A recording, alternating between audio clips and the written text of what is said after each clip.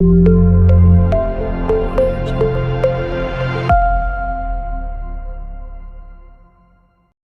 वालेकुम लिसनर्स, कैसे हैं आप सब। उम्मीद करती हूँ आप सब खैरियत से होंगे। आज जो मैं अफसाना पढ़ने जा रही हूँ वो है शाज़िया अल्ताफ़ हाशमी का रोज़ी। अगर आप मेरी वीडियोस को पसंद कर रहे हैं तो मेरे चैनल को लाइक करें, सब्सक्राइब करें, शेयर करें एंड कमेंट करें। Thank you. बाबा अली बख्श ने बड़ा समझाया था, नौकरी की ते नखरा की। बाबा, नौकर नखरा नहीं कर रहा, इज्जत मांग रहा है जो कि उसका हक है और वो अपने हक से दस्तबरदार नहीं हो सकती। वसीओ अरीज बंगले से उसके चले जाने का किसी को क्या गम। नौकर बहुत, नौकरानियां बहुत। यहाँ रोज पुख्ता चेहरे वाली नौकरानियां खौल दर खौल सफ़र करती हैं। उनकी आवाज़ किसी ने कभी नहीं सुनी थी। किसी से सूट की कमीज़ जले तो मालकन की आवाज़ आती है, पर नौकरानी उन्हें बोलने का क्या हक। मगर वो ये हक रखती है। उसने कभी चोरी नहीं की, काम में कोई नुक्स नहीं छोड़ा। साफ सुथरे काम के बावजूद कोई उस पर अपना गुस्सा क्यों निकाले। आखिर कितने सारे पत्थरों को उसने उड़ा डाला था। सड़क खाली थी। हिसाब के 2000 मुट्ठी में दबाए वो ज़माने से लड़कर निकली थी। मैडम उसके काम को अक्सर सराहती थीं, मगर अपनी ज़बान पर काबू नहीं रख सकती थीं। लच्छेदार प्याज उसने मैडम के घर से काटना सीखी थी। एक तरह का मज़ेदार पुलाव और कुछ रोटियों की किस्मों में वो खुद को माहिर समझा करती थी। मोटी प्याज बिरयानी के लिए काटा करती, टमाटर, लंबी लच्छेदार प्याज सलाद के लिए। उसने बहुत सारी बिरयानी दिल लगाकर तैयार की और उसे भट्टे पर रख दिया। कौन खाएगा रोटी चावल। यहाँ लोग खाने के लिए ही पैदा होते हैं और उसी की तलाश में मर जाते हैं। जब सारे जज्बात मार डाले थे तो खाना बेचने में शर्म कैसी। इस झूठी अना को भी झूठा होकर मर जाना चाहिए। पहले पहल औरतों ने बिरयानी और उसके मसालों को सराहा, फिर खरीदने लगीं। इस तरह की हुनरमंद प्याज जो इतने सलीके सफाई से कटी थी, लोगों के दिलों में उतरने लगी थी। उसे रोटियां, सालन, बिरयानी बेचना था हर सूरत, चाहे कहीं किसी घने दरख्त तले खड़ी होके। हिम्मत हो तो घर की दीवारों के दरमियान रास्ते निकल आते हैं।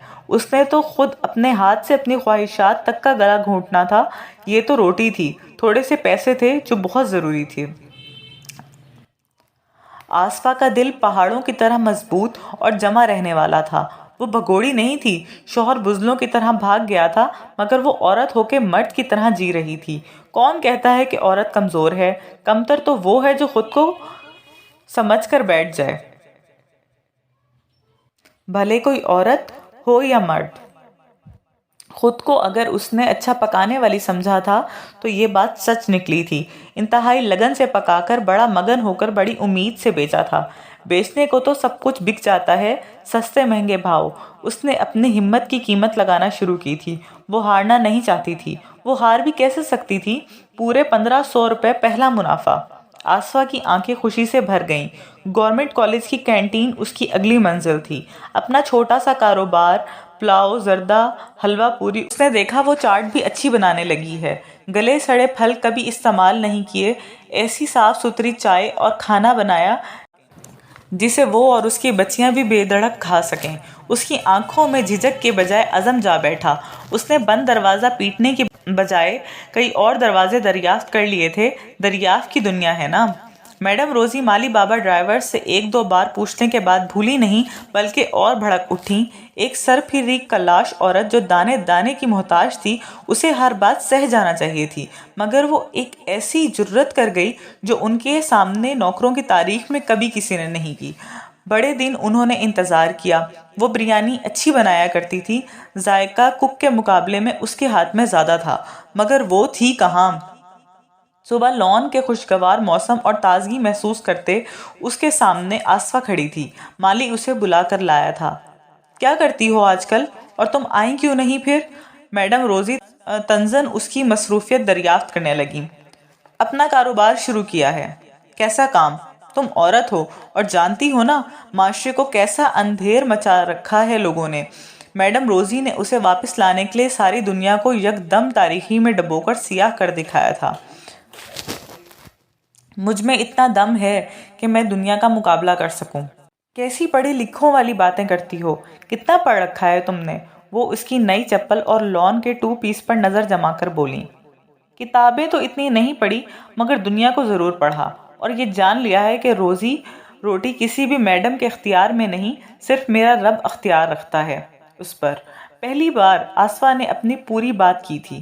6,000 دیتی تھی نا تجھے، اب 8,000 دوں گی۔ تمہارے ہاتھ میں صفائی تھی، وہ کچھ نرم پڑی۔ بہرحال وہ آسفا کی واپسی چاہتی تھی، مگر آسفا اب تھی ہی رہ جانا چاہتی تھی۔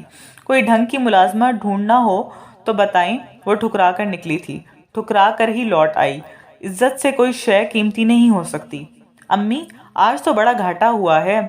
ہاں تو گھاٹے تو زندگی کا حصہ ہے نا، اس سے بھلا کیا ڈرنا لڑکیوں۔ آسفا ایک ایک پتیلے کو چیک کرنے لگی تھی، جس میں سے کسی کے پیندے میں مایوسی نہیں جمی پڑی تھی۔ کل کا سامان تو آ جائے گا نا، اور کل سے ہر 100 روپے کے پیچھے 5 روپے روزی دینے والے کے۔ جس طرح اس رب نے میڈم روزی کو ہمارے لیے وسیلہ بنا کر زمین پر اتارا تھا، اس طرح وہ ہمارے لیے روزی اتارے گا۔ کیوں، میں سچ کہتی ہوں نا؟